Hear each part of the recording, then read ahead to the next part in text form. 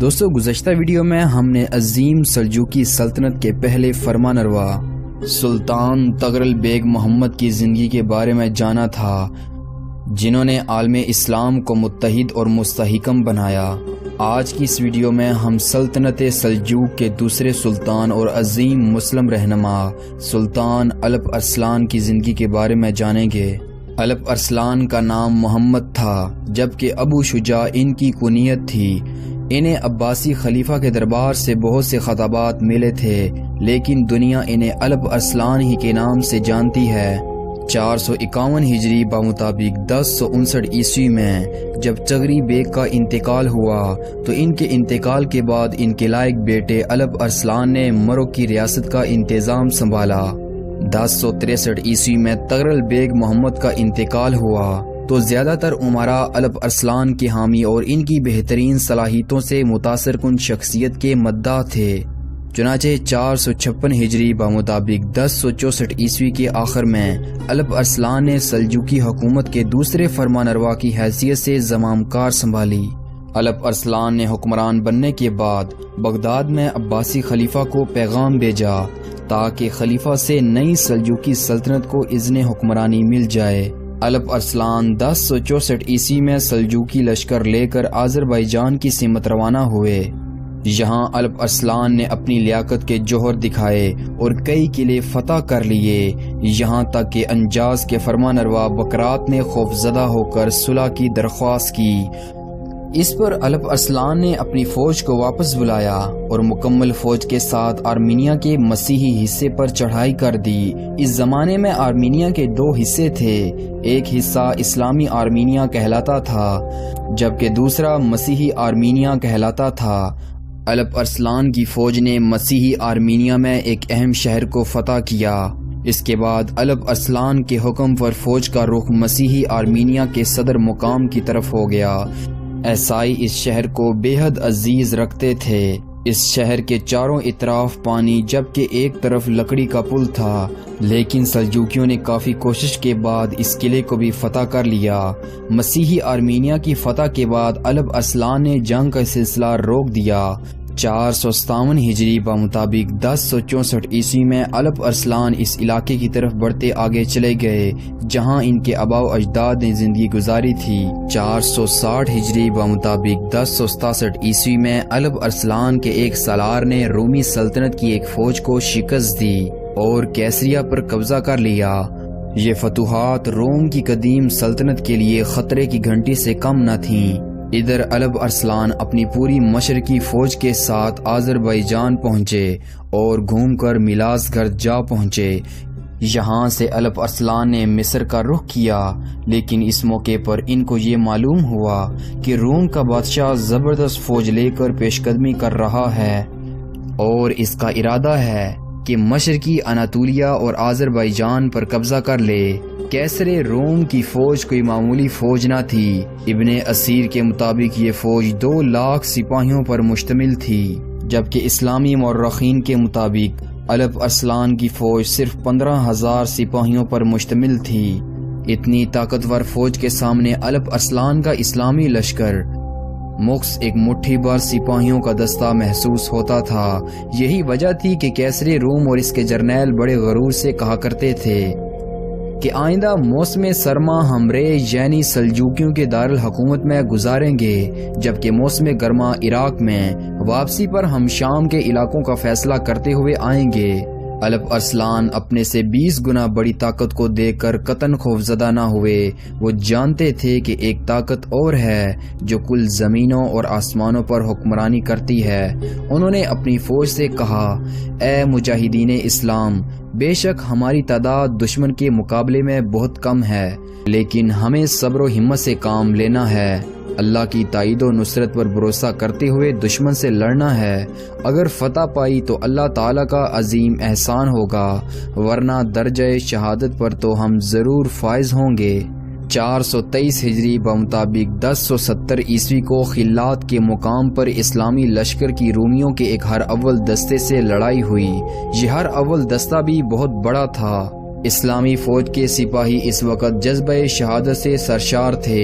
رومی ہر اول دستے کے سپاہی دیکھتے ہی دیکھتے تہہ کر دیے گئے۔ الپ ارسلان کی پیش قدمی اور اپنے ہر اول دستے کی تباہی کی خبر ملتے ہی کیسر نے سنبھل کر اپنی ساری فوج یکجا کر لی اور میلازگرد اور خلات کے درمیان واقع ایک مقام پر پڑاؤ ڈالا۔ الپ ارسلان نے دانشمند جرنیل ہونے کا ثبوت دیتے ہوئے کیسر روم کو مشورہ دیا کہ جنگ میں بہت سی جانیں ضائع ہو جائیں گی، بہتر یہی ہے کہ فریقین اپنے اپنے وطن واپس چلے جائیں، جس کے جواب میں کیسر روم نے کہا، اے وحشی، اگر تم امن پسند ہو اور آدمیوں کا خون بہانا پسند نہیں کرتے تو اس جگہ کو جہاں تم نے پڑاؤ ڈال رکھا ہے رومی فوج کے لیے خالی کر دو اور اپنی سچائی کے ثبوت کے طور پر اپنے دارالحکومت رے کو ہمارے حوالے کر دو۔ اس موقع پر حضرت امام ابو نصر محمد بن عبد المالک بخاری حنفی نے مشورہ دیا کہ آج کے دن ٹھہر جائیں، کل جمعے کا دن ہے، دنیا بھر کے مسلمان آپ کی فتح کے لیے دعائیں کریں گے۔ الپ ارسلان کو یہ مشورہ پسند آیا۔ دوسرے دن انہوں نے اپنی فوج کے ساتھ نماز جمعہ ادا کی، بارگاہ الہی میں خوب گرگرا کر دعائیں مانگیں، پوری فوج پر گریہ وزاری کی کیفیت طاری تھی۔ سلطان الپ ارسلان نے سفید قبا زیب تن کر کے کہا، اگر میں شہید ہو گیا تو یہی میرا کفن ہوگا۔ پھر تلوار نیام سے نکال کر نیام پھینک دی۔ یہ دیکھ کر مجاہدین میں زبردست جوش و خروش پیدا ہوا اور میدان جنگ تکبیر کے نعروں سے گونجنے لگا۔ سلجوکیوں کے ہر اول دستے نے جب رومیوں پر حملہ کیا تو پہلے ہی حملے میں مشہور رومی جنرل اور اس کے سپاہی باغ کھڑے ہوئے۔ الپ ارسلان نے نہایت حکمت کے ساتھ اپنے ترک تیر اندازوں کو منظم کیا۔ وہ اتنی پھرتی سے تیروں کی بارش کر رہے تھے کہ رومی فوج کو آگے بڑھنے کی مہلت ہی نہ مل رہی تھی۔ رومی لشکر کی اگلی صفوں میں تجربہ کار جرنیل تھے، وہ بھی اپنی فوج میں پھیلنے والی افراتفری پر قابو نہ پا سکے۔ اس موقع پر کیسر روم سے ایک تاریخی غلطی سرزد ہوئی۔ گمسان کی لڑائی میں اپنی فوج کی پسپائی سے وہ بوکھلایا ہوا تو تھا ہی، اس پر نہایت تیز دھوپ نے اس کو مزید بدحواس کر دیا۔ اس نے سوچا کہ میں چند لمحے اپنے خیمے میں آرام کر لوں، شاید زیادہ بہتر انداز میں لڑ سکوں، اور یہی اس کی تباہی کا سبب بنا۔ جب کیسر نے اپنے خیمے کا رخ کیا تو دور تک پھیلے ہوئی رومی سپاہیوں نے یہی سمجھا کہ شہنشاہ نے پسپا ہونے کا فیصلہ کر لیا ہے اور اب لڑائی جاری رکھنے سے کوئی فائدہ نہیں۔ چنانچہ رومی فوج باغ کھڑی ہوئی اور کیسر روم گرفتار کر لیا گیا۔ الپ ارسلان نے اپنے بدترین دشمن سے عزت کا جو برتاؤ کیا، اس کی تعریف سخت متعصب یورپی مورخین تک نے کی ہے۔ الپ ارسلان نے کیسر سے پوچھا کہ اگر آپ کو اس جنگ میں فتح حاصل ہوتی اور میں اس حالت میں آپ کے پاس قیدی بن کر آتا تو آپ میرے ساتھ کیا سلوک کرتے؟ کیسر نے بے ساختہ کہا، بدترین سلوک جو میرے بس میں ہوتا۔ الپ ارسلان نے کہا کہ اب مجھے آپ کی ذہنیت کا حال معلوم ہو گیا ہے، کیوں نہ میں بھی آپ کے ساتھ یہی سلوک کروں؟ کیسر نے کہا، آپ نے میری ذہنیت کا انجام بھی تو دیکھ لیا ہے۔ الپ ارسلان ہنس پڑے، پھر انہوں نے کہا، میں دین حق کا پیروکار ہوں، اسلام امن و سلامتی کا پیغام دیتا ہے، جو سلوک آپ میرے ساتھ کرنا چاہتے تھے وہ میں آپ کے ساتھ ہرگز نہیں کروں گا۔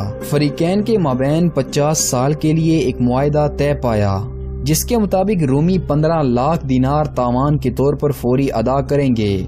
ہر سال 3,60,000 دینار رومی سلطنت کو ادا کرنے ہوں گے اور رومیوں کی قید میں موجود تمام مسلمانوں کو رہا کر دیا جائے گا۔ ضرورت کے وقت کیسر مسلمانوں کو فوجی امداد دے گا۔ معاہدہ ہو جانے کے بعد الپ ارسلان نے کیسر کو قیمتی خلعتیں تحفے میں پیش کیں۔ کیسر اس حسن سلوک سے اس قدر متاثر ہوا کہ اس نے رخصت ہوتے وقت بغداد کی طرف سر جھکا کر 3 مرتبہ سلام کیا، گویا وہ خلافت بغداد کی اطاعت کا اظہار کر رہا تھا۔ میلازگرد کی اس تاریخی جنگ سے سلجوقی سلطنت کی حدود میں تو کوئی اضافہ نہ ہوا، لیکن مسلمانوں کی داغ کل عالم میں بیٹھ گئی۔ 465 ہجری بمطابق 1072 عیسوی میں سلطان الپ ارسلان 2 لاکھ مجاہدین کا لشکر لے کر روانہ ہوئے، کیونکہ اب ان کا ارادہ ترکستان کے تمام علاقوں کو اسلامی مملکت میں شامل کرنے کا تھا۔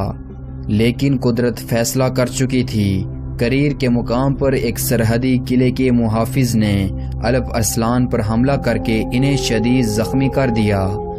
اس محافظ کو تو موقع پر مار ڈالا گیا۔ 465 ہجری کو اسلام کے اس عظیم اور جری سالار نے در فانی کو خیر آباد کہا،